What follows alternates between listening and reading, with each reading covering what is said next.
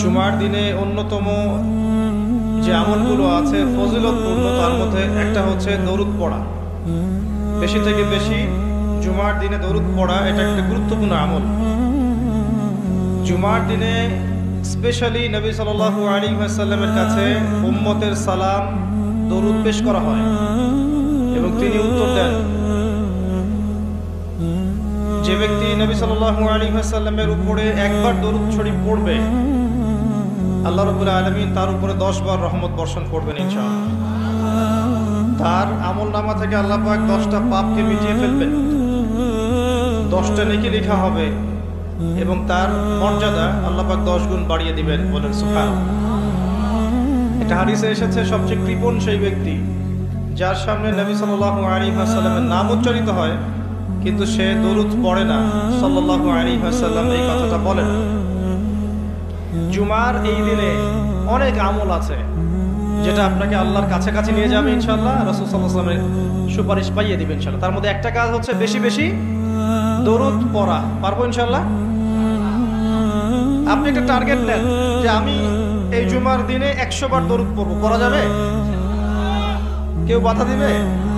আমি বলছি না 100 বারই পড়তে হবে, এটা আমি বলছি না, কিন্তু আমি সংখ্যা ফিক্স করতে বলছি না। আপনি একটা টার্গেট নিয়েছেন যে আমি 100 বার মিনিমাম পড়বো আজকে, কেউ বাধা দিবে? এটা কি বেদাত হয়ে যাবে? আচ্ছা, জুমার দিন অন্যতম একটা আমল হচ্ছে, অন্যতম আমল সেটা হলো জুমার সালাতের জন্য, ভালো করে শোনেন, জুমার সালাতের জন্য আগে আগে মসজিদে যাওয়া। আমরা কি করি, প্রথম রাকাত হয়ে গেছে, দ্বিতীয় রাকাতের শেষ বৈঠক বাকি আছে, দৌড় দিয়ে মসজিদে যান। অনেক মুসল্লি দেখবেন জাস্ট নামাজটা শুরু হওয়ার আগে আগে মসজিদে ঢুকবে। অথচ নবী সাল্লাল্লাহু আলাইহি ওয়াসাল্লাম বলেছেন, জুমার দিনে কেউ যদি সকাল সকাল উত্তম রূপে গোসল করে, উত্তম রূপে গোসল কোনটা এটা জানেন তো? আমরা ফরজ গোসল যেমন করে করি, এটা সর্বোত্তম গোসল। উত্তম রূপে গোসল করেছে, সবচেয়ে সেরা জামাটা পরেছে, সবচেয়ে সেরা উত্তম পোশাকটা। আমরা মসজিদে যাওয়ার সময় সবচেয়ে খারাপ পোশাকটা পরি। আর যদি দেখা যায় মানে পলিটিক্যাল নেতা দাওয়াত করেছেন, সবচেয়ে সুন্দর কাপড় পরে গেলাম, দাঁড়া, আপনি আল্লাহর সাথে মসজিদে দেখা করতে যাচ্ছেন, কেন সবচেয়ে নোংরা জামাটা পরে যান? আপনি সবচেয়ে উত্তম পোশাক পরে যাবেন। দলিল দিব, ওই যে হাদিসে জিবরিল, জিবরাইল আলাইহিস সালাম মসজিদ নববীতে আসলেন, এসে নবী সাল্লাল্লাহু আলাইহি ওয়াসাল্লামের হাঁটুর সাথে হাঁটু লাগিয়ে বসলেন। ওই হাদিসের মধ্যেই আছে, দেখবেন, রাজুলুন শাদীদুল বায়াদুস সিয়াব, একদম উত্তম ধবধবা কাপড় পরে সে মসজিদে এসেছে, প্রমাণ। তো জুমার দিনে যদি আপনি সবচেয়ে সেরা সুন্দর পোশাকটা পরেন, আগে উত্তম রূপে গোসল করেন, আতর খুশবু ব্যবহার করেন, ব্যবহার করে আপনি খুতবা শুরু হওয়ার আগেই, খুতবা মানে বয়ান, এটা শুরু হওয়ার আগেই আপনি পায়ে হেঁটে মসজিদে আসেন, ইমাম সাহেবের কাছাকাছি বসেন এবং মনোযোগের সাথে তার খুতবা শোনেন, কাউকে কষ্ট না দেন, এমনকি কারোর সাথে এতটুকু না বলেন যে চুপ করো। কেউ পাশে কথা বলছে, আপনি এতটুকু বলবেন না, চুপ করো। সাহাবায়ে কেরাম হাতের মধ্যে পাথর রাখতেন ছোট ছোট, যদি দেখতেন কেউ কোনো জরুরতে কথা বলছেন, পাথর নিয়ে ঢিল দিতেন, মুখ দিয়ে বলতেন না, চুপ করো। এই কাজ যদি কেউ করে এবং ইমামের সাথে নামাজ শেষ করে, নবী সাল্লাল্লাহু আলাইহি ওয়াসাল্লাম বলছেন, প্রত্যেক পদক্ষেপে 1 বছরের রোজা, 1 বছরের নফল নামাজের নেকি পাবেন। এই ফজিলতটা আপনি জুমার দিনে অর্জন করতে পারেন। কয়েকটা কাজ আবার বলছি, প্রথমে উত্তম রূপে গোসল করা সকাল সকাল, তারপরে সবচেয়ে সুন্দর পোশাক পরা, আতর খুশবু ব্যবহার করা, পায়ে হেঁটে মসজিদে যাওয়া, বাহনে চড়ে নয়, অনেক দূরে থাকলে আলাদা কথা, পায়ে হেঁটে যাওয়া, তারপর ইমাম সাহেবের কাছাকাছি বসা, ইমাম সাহেবের কাছাকাছি বসে মনোযোগের সাথে খুতবা শ্রবণ করা, খুতবায় কোনো কথা বলবে না, কাউকে বিরক্ত করবে না, কাউকে কষ্ট দিবে না, এই যে ফোন নিয়ে টিপাটিপি করবে না, ঠিক আছে?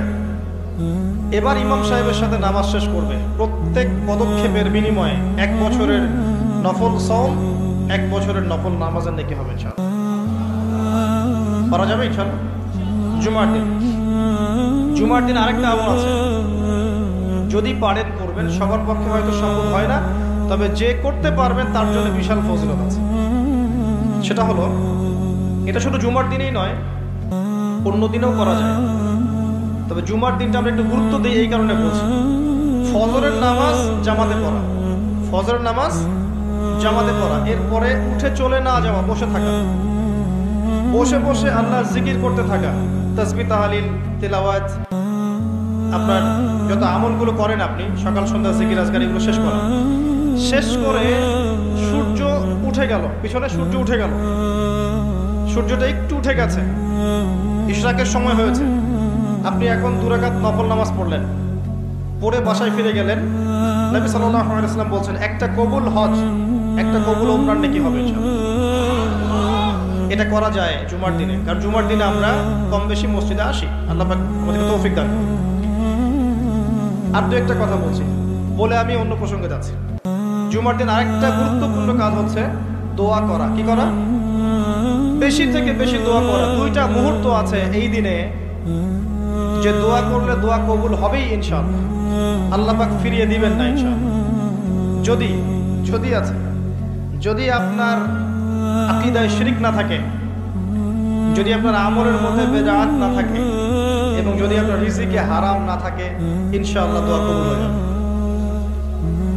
সময় দুটো হচ্ছে, ইমাম সাহেব খুতবা শুরু করেছেন, এখান থেকে সালাম ফিরানোর আগ পর্যন্ত। ইমাম সাহেব খুতবা শুরু করেছেন, এখান থেকে সালাম ফিরানোর আগ পর্যন্ত মনে মনে দোয়া করতে থাকবেন। আরেকটা হচ্ছে আসরের সালাতের পর থেকে মাগরিব পর্যন্ত, এই সময়টুকুর মধ্যে দোয়া কবুল হবে ইনশাআল্লাহ। করা যাবে? আমাদের অনেক চাওয়া আছে না, নিজের জন্য, পরিবারের জন্য, সুস্থতার জন্য, আমাদের সমাজের জন্য, দেশের জন্য আমাদের চাওয়া আছে না, উম্মার জন্য আমরা চাই না? এই চাওয়াগুলো পূরণের মোক্ষম সময় খুঁজে খুঁজে দোয়া করতে হয়, দোয়া কবুলের সময়গুলো খুঁজে খুঁজে দোয়া করতে হয়। যে এখন এই মজলিসে দোয়া কবুল হচ্ছে ইনশাআল্লাহ, যখন দিনের জন্য মানুষ বসে এই জায়গায় মানুষের দোয়া কবুল হয়,